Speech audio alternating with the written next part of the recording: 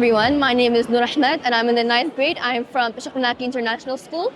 Today I have made a firefighting robot that is called PyroX.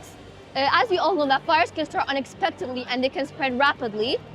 Even the smallest fires can escalate within minutes.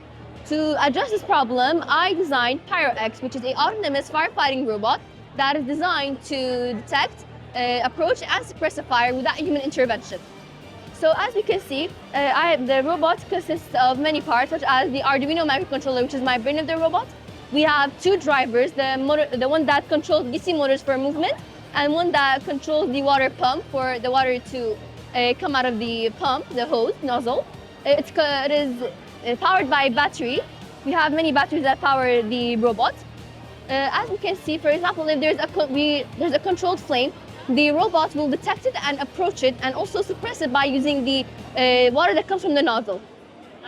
It is used by using C++ Arduino coding.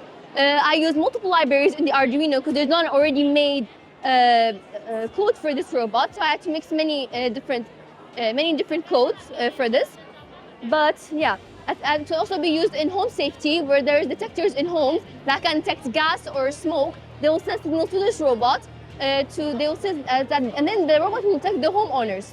It will approach the fire. If the fire is in its reach, it will suppress it. If it's not in its reach, it will call firefighters and call ambulances to come and help.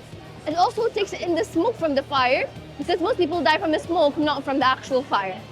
And my conclusion is that coding and robotics can be used to save lives and make the world a better place, not just for games and AI experiments. Thank you very much.